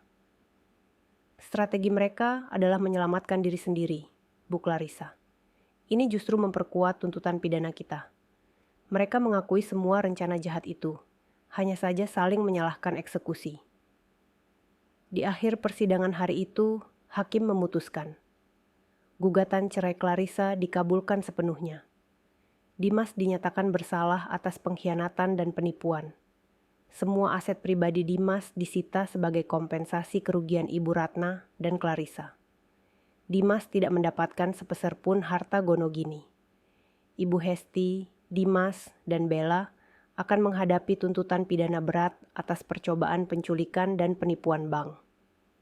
Clarissa berdiri di koridor pengadilan, melihat Dimas, Ibu Hesti, dan Bella digiring kembali ke tahanan. Wajah mereka dipenuhi keputusasaan, saling mengumpat dan menyalahkan satu sama lain. Ia meraih telepon dan menghubungi Ibu Ratna. Ibu, sudah selesai. Aku menang. Aku tidak akan pernah lagi disebut istri dari Dimas, dan mereka tidak akan pernah bisa menyentuh harta ibu. Kata Clarissa, suaranya lega. Alhamdulillah. Nak, ibu bangga padamu. Jawab Ibu Ratna dari seberang, suaranya dipenuhi haru. Niat jahat Dimas, Ibu Hesti, dan Bella untuk menjadi kaya dari penderitaan Clarissa, dan Ibu Ratna telah berbalik menjadi kehancuran total bagi mereka sendiri. Kemenangan di persidangan perceraian hanyalah permulaan. Clarissa tahu, untuk mendapatkan kedamaian sejati bagi dirinya dan Ibu Ratna, ia harus memastikan Dimas, Ibu Hesti, dan Bella mendapatkan hukuman pidana yang setimpal. Jika mereka hanya kehilangan uang, mereka bisa saja kembali dengan niat jahat lainnya. Pagi itu, di kantornya yang mewah, Clarissa bertemu dengan Pak Burhan. Di meja mereka terhampar laporan tebal tentang pinjaman bank palsu atas nama Ibu Ratna dan transfer dana gelap ke luar negeri. Pak Burhan, kita harus bergerak cepat. Pengadilan pidana akan dimulai dalam 2 minggu. Aku ingin kasus ini selesai sebelum akhir bulan. Fokus utama kita adalah menuntut bank agar membatalkan pinjaman palsu itu dan melacak uang yang ditransfer ke yayasan amal milik kenalan Ibu Hesti di luar negeri. Ujar Clarissa, matanya tajam dan fokus. Siap Bu Clarissa. Untuk kasus pinjaman palsu, bukti tanda tangan Ibu Ratna yang dipalsukan oleh Dimas sudah sangat kuat. Pihak bank sudah setuju untuk bekerja sama dan akan bersaksi. Mereka juga menjadi korban penipuan oleh Dimas. Jelas Pak Burhan. Namun, melacak uang yang dicuci ke luar negeri itu butuh waktu dan biaya yang besar. Ini adalah jaringan kejahatan kerah putih. Clarissa mengambil secarik cek dari laci. Ia membubuhkan tanda tangan. Gunakan dana ini. Aku tidak peduli berapa biayanya. Aku ingin setiap rupiah dari uang yang mereka curi dari Ibu Ratna kembali, dan aku ingin jaringan mereka terungkap. Aku tidak mau sisa dana curian itu digunakan untuk menyewa pengacara lain yang licik. Langkah pertama Clarissa adalah membersihkan nama Ibu Ratna. Ia membawa Ibu Ratna ke bank, didampingi Pak Burhan dan tim dokumentasi. Di depan para pejabat bank, Ibu Ratna memberikan kesaksian yang mengharukan. Ia menceritakan bagaimana ia dipaksa tinggal di rumah itu, dipaksa menandatangani dokumen oleh Dimas, yang mengancam akan memutus listrik jika ia menolak, dan bagaimana ia dijadikan budak oleh Ibu Hesti dan Bella. Pejabat bank yang tersentuh dan takut akan implikasi hukum akhirnya setuju untuk membatalkan seluruh pinjaman atas nama Ibu Ratna dan mengembalikan surat-surat berharga Ibu Ratna yang dijadikan jaminan. Keringanan utang yang fantastis itu merupakan kemenangan emosional yang besar bagi Ibu Ratna. Alhamdulillah. Nak, Ibu tidak menyangka pinjaman itu bisa hilang secepat ini.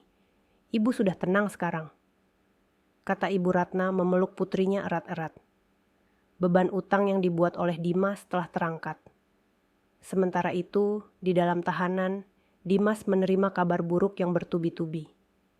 Ia sudah diceraikan, semua asetnya disita, dan kini tuntutan pidananya semakin berat, karena kejahatan pencucian uang sudah terungkap. Ibu Hesti, yang awalnya berapi-api, kini mulai kehilangan harapan. Ia tahu, uang yang mereka sembunyikan di luar negeri adalah satu-satunya peluru terakhir mereka. Dimas, kau harus berbuat sesuatu. Uang itu tidak boleh diambil Clarissa. Uang itu adalah jaminan kita untuk hidup setelah keluar dari sini. Teriak Ibu Hesti pada Dimas saat jam besuk. Dimas hanya bisa meratap. Kita sudah tamat, Bu. Clarissa pasti sudah melacaknya. Dia terlalu kuat. Aku menyesal mendengarkanmu. Jangan salahkan ibu, kau yang lemah, kau yang tidak bisa mengendalikan istrimu. Balas Ibu Hesti, penuh kebencian. Clarissa tidak hanya fokus pada hukum, ia juga mulai bergerak di ranah sosial untuk memastikan mereka tidak punya tempat lagi untuk lari. Ia menggunakan koneksinya di media sosial dan komunitas bisnis untuk menyebarkan semua bukti yang tak terbantahkan. Rekaman Dimas menculik Ibu Ratna, tangkapan layar pesan Dimas yang ingin membuat Clarissa gila, dan putusan hakim yang menolak tuntutan harta Dimas. Gerakan Clarissa ini melahirkan simpati publik yang sangat besar, dan ia menjadi simbol kekuatan wanita korban pengkhianatan. Sebaliknya, Dimas, Ibu Hesti, dan Bella dicap sebagai penjahat moral dan kriminal yang menggunakan keluarga sebagai alat. Bahkan, teman-teman lama Ibu Hesti dan Bella mulai menjauhi mereka. Tim forensik finansial yang disewa Clarissa berhasil melacak jejak uang ke luar negeri.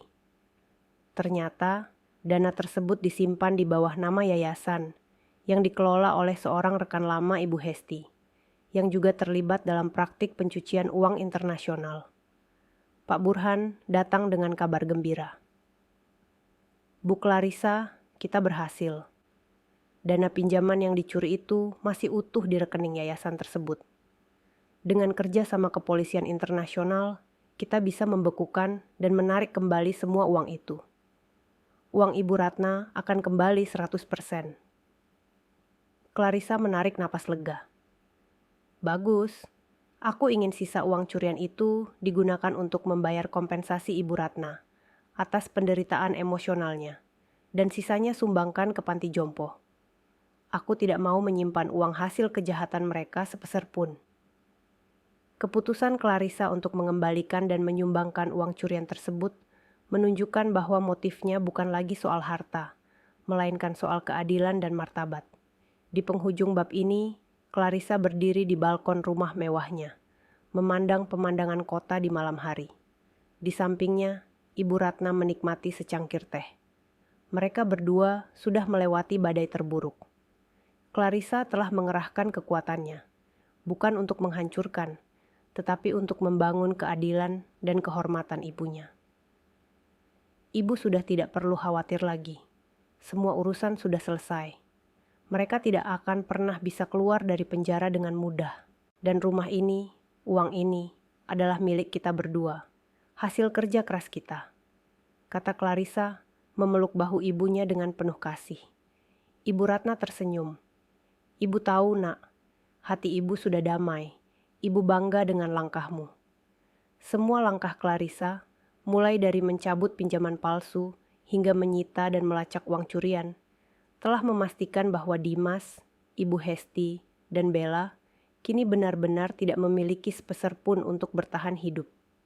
Mereka akan menghadapi pengadilan pidana tanpa uang, tanpa pengacara andal, dan tanpa simpati publik. Hari penentuan telah tiba.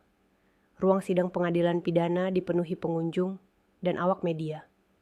Ini adalah sidang terakhir yang akan menjatuhkan vonis atas kejahatan Dimas, Ibu Hesti, dan Bella. Kasus percobaan penculikan, perampokan, dan penipuan bank. Di tengah ruangan, 3 terdakwa duduk di kursi pesakitan. Wajah mereka terlihat jauh lebih tua. Pakaian yang mereka kenakan terlihat lusuh, dan semangat mereka sudah sepenuhnya hancur. Mereka tahu, tanpa dana curian dan tanpa pengacara andal, nasib mereka sudah di ujung tanduk. Clarissa duduk di barisan depan penonton, didampingi Ibu Ratna dan Pak Burhan. Ibu Ratna memberikan kesaksian terakhirnya, menceritakan kembali bagaimana ia dipaksa bekerja layaknya budak, bagaimana ia menangis di malam hari karena perlakuan Ibu Hesti dan Bella, dan bagaimana Dimas, anaknya sendiri, mengkhianatinya demi harta. Kesaksian Ibu Ratna yang tulus dan mengharukan membuat suasana sidang menjadi sangat emosional. Ibu Ratna menekankan bahwa ia sudah memaafkan, tetapi keadilan harus ditegakkan demi martabatnya. Mereka sudah menyakiti hati saya, Tuan Hakim. Mereka mengambil kehormatan saya. Saya hanya ingin melihat mereka menyesali perbuatan mereka, bukan karena kehilangan harta, tapi karena kehilangan hati nurani. Ujar Ibu Ratna, suaranya bergetar. Mendengar ucapan Ibu Ratna, Ibu Hesti yang selama ini tampak keras, tiba-tiba menangis. Tangisannya kali ini bukan sandiwara, tetapi tangisan penyesalan yang terlambat. Ia menyadari betapa kejamnya ia telah menyakiti seorang ibu yang lemah. Giliran Clarissa memberikan kesaksian penutup. Clarissa tidak menuntut balas. Ia hanya memaparkan kerugian yang ditimbulkan oleh niat jahat mereka. Tuan Hakim, kami tidak meminta hukuman mati. Kami hanya ingin mereka menerima konsekuensi dari pilihan mereka. Dimas memilih untuk mengkhianati pernikahan kami. Ibu Hesti memilih untuk menghina ibu saya. Dan Bella memilih untuk bersekongkol dalam kejahatan. Pinjaman bank palsu dibatalkan. Uang curian sudah disita. Sekarang, biarkan hukum yang memutuskan. Kata Clarissa, suaranya mantap dan penuh martabat. Di sisi lain, Dimas, Ibu Hesti, dan Bella diberi kesempatan terakhir untuk berbicara. Bella maju dengan kaki gemetar. Aku menyesal. Aku menyesal sudah ikut-ikutan. Aku minta maaf pada Kak Clarissa dan Ibu Ratna. Aku tidak mau dipenjara. Aku tidak mau menjadi gelandangan. Isak Bella. Penyesalannya masih bercampur rasa takut kehilangan kemewahan. Kemudian, giliran Ibu Hesti. Ia menatap Ibu Ratna dan Clarissa dengan air mata yang membanjir. Ibu Ratna, Clarissa, aku minta maaf. Aku dibutakan oleh harta. Aku cemburu pada kalian. Aku cemburu karena Clarissa punya segalanya, dan aku ingin Dimas mendapatkan itu untukku. Aku sungguh menyesal telah menjadikan Ibu Ratna pembantu. Aku pantas dihukum. Ucap Ibu Hesti, pengakuannya tulus. Terakhir, Dimas berdiri. Matanya yang merah menatap kosong ke arah Clarissa, lalu beralih ke kursi kosong di sebelahnya. Seolah ia baru menyadari bahwa ia telah kehilangan segalanya. Clarissa, aku minta maaf. Aku menyesalinya. Bukan karena aku kehilangan uang, tapi karena aku menyakiti wanita yang paling tulus mencintaiku dan ibuku sendiri. Aku tidak tahu kenapa aku begitu bodoh. Aku adalah suami yang gagal, anak yang durhaka, dan kini seorang pecundang. Aku pantas menerima hukuman seberat-beratnya. Kata Dimas, suaranya putus asa, menunjukkan penyesalan yang mendalam. Hakim pun membacakan vonis. Berdasarkan bukti yang tak terbantahkan, Dimas divonis 10 tahun penjara atas percobaan penculikan, penipuan, dan pemalsuan dokumen. Ibu Hesti divonis 8 tahun penjara atas konspirasi kriminal, penipuan, dan kekerasan emosional. Sementara Bella divonis 5 tahun penjara karena perannya dalam konspirasi. Vonis tersebut disambut hening oleh ruang sidang. Tidak ada teriakan, tidak ada perlawanan. Penyesalan yang terlambat itu sudah memenuhi hati mereka. Dimas, Ibu Hesti, dan Bella dibawa keluar dari ruang sidang. Sebelum melewati pintu, Dimas menoleh sekali lagi ke arah Clarissa dan Ibu Ratna. Ia mengangguk pelan, seolah menerima nasibnya. Di koridor, Clarissa menatap Ibu Ratna. "Bu, sudah selesai. Keadilan sudah ditegakkan." Ibu Ratna mengangguk. "Ya, karena sekarang saatnya kita melangkah maju. Jangan pernah melihat ke belakang lagi." Setelah proses hukum selesai, Clarissa menggunakan semua koneksinya. Ia memastikan reputasi Dimas, Ibu Hesti, dan Bella hancur total. Semua media menyajikan berita tentang hukuman mereka, melabeli mereka sebagai penjahat yang berani menyakiti orang tua demi harta. Nama mereka menjadi aib yang tidak akan mudah terhapus. Clarissa juga memastikan semua aset Dimas yang tersisa, seperti mobil dan beberapa barang mewah lainnya, dilelang untuk menutupi biaya kerugian yang diderita Ibu Ratna. Uang sisa dilelang dan pinjaman palsu yang diamankan Clarissa disumbangkan ke panti jompo dan yayasan sosial yang fokus pada perlindungan orang tua. Penyesalan yang terlambat itu dirasakan Dimas, Ibu Hesti, dan Bella di dalam sel yang sempit, tanpa uang, tanpa harapan, dan tanpa masa depan. Mereka baru menyadari bahwa harga sebuah kemewahan yang dicuri adalah kehilangan segalanya yang berharga dalam hidup mereka. Kebebasan, keluarga, dan kehormatan. 1 tahun berlalu sejak vonis dijatuhkan. Bagi Clarissa, tahun itu adalah awal dari kebangkitan dan kedamaian. Ia benar-benar memulai hidup yang baru. Ia dan Ibu Ratna menghabiskan waktu dengan tenang di rumah mewah itu, yang kini terasa penuh cinta dan kehormatan. Ibu Ratna pulih sepenuhnya. Kesehatannya membaik drastis, dan ia kembali menekuni hobinya memasak dan berkebun, ditemani tawa putrinya. Clarissa, didukung penuh oleh Ibu Ratna, fokus mengembangkan perusahaannya. Dengan reputasi yang bersih dan kisah perjuangannya yang menginspirasi, bisnisnya melonjak pesat. Ia menjadi ikon wanita mandiri yang berani melawan ketidakadilan. Ia menyumbangkan sebagian besar uang curian Ibu Ratna yang berhasil ia amankan ke Yayasan Panti Jompo, menjadikannya seorang filantropis yang dihormati.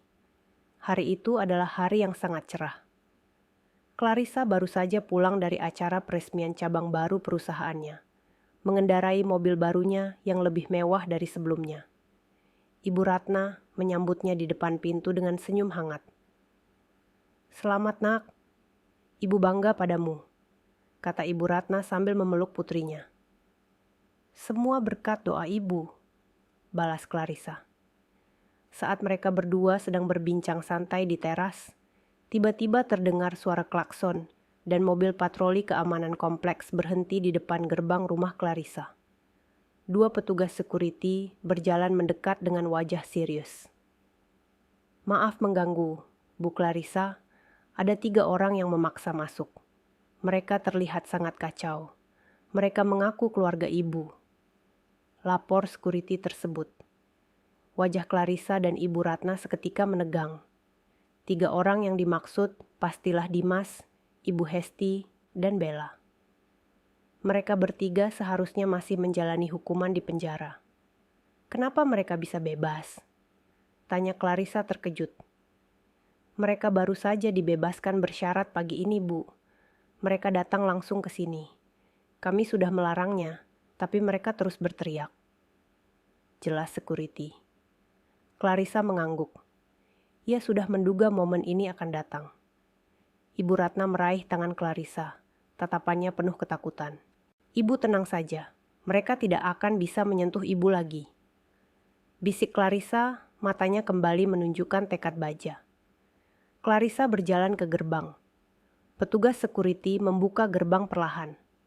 Di sana, di depan gerbang rumah mewah itu, berdiri 3 sosok yang nyaris tidak bisa dikenali.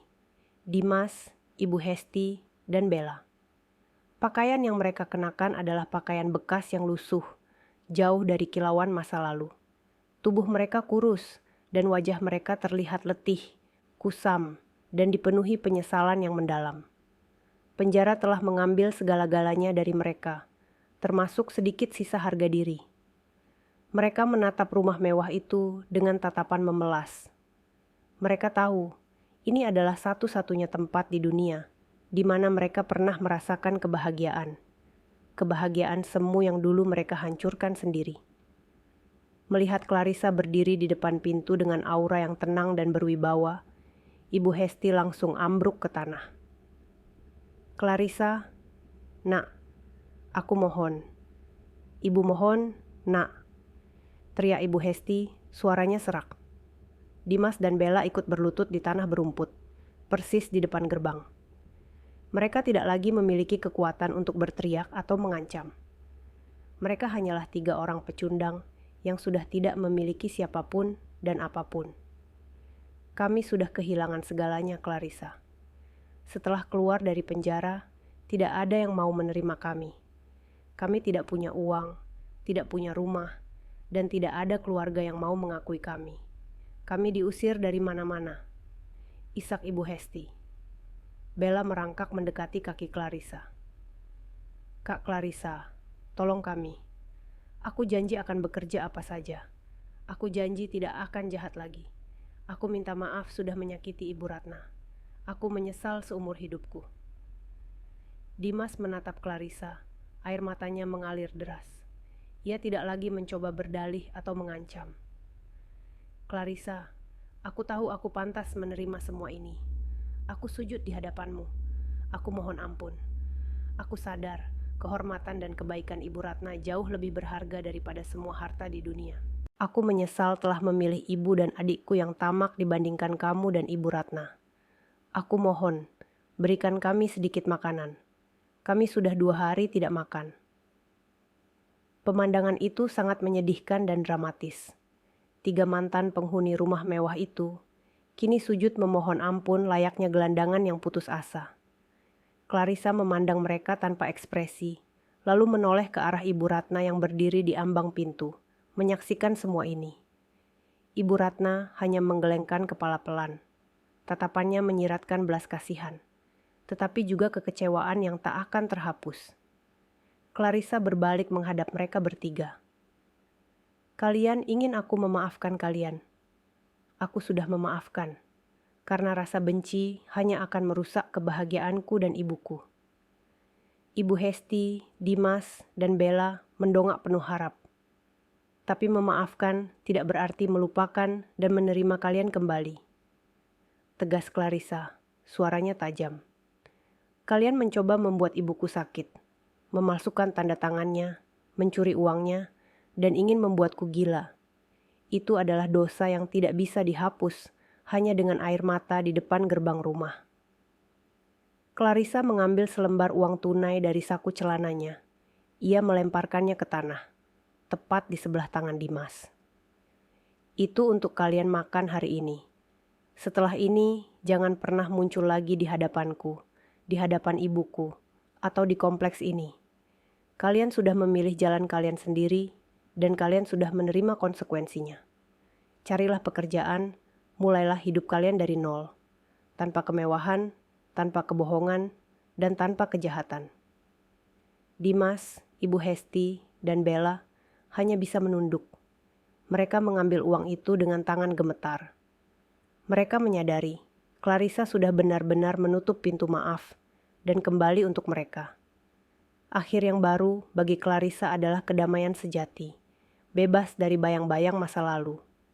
Sementara Dimas, Ibu Hesti, dan Bella kini benar-benar menjadi gelandangan, membawa penyesalan abadi seumur hidup mereka. Mereka pun berbalik dan berjalan perlahan menjauh dari hidup mewah itu, menuju ketidakpastian. Clarissa menutup gerbang otomatis. Ia kembali memeluk Ibu Ratna. Sudah selesai, Bu. Semuanya sudah berakhir. Ibu Ratna tersenyum tulus. Ya nak, Ibu tahu kamu sudah mendapatkan kebahagiaan seutuhnya. Jangan pernah mengkhianati kepercayaan, terutama pada orang yang paling mencintai dan berkorban untukmu, yaitu keluarga. Kekayaan sejati bukanlah tentang aset atau kemewahan yang dicuri, melainkan tentang martabat, kehormatan, dan cinta sejati dari seorang ibu. Jika kita menanam kejahatan dan keserakahan, maka kita akan menuai penyesalan, isolasi, dan kehancuran total di akhir hidup. Keberanian dan kekuatan seorang wanita yang membela kehormatan ibunya akan selalu membawanya pada akhir yang baru, yang penuh kemuliaan.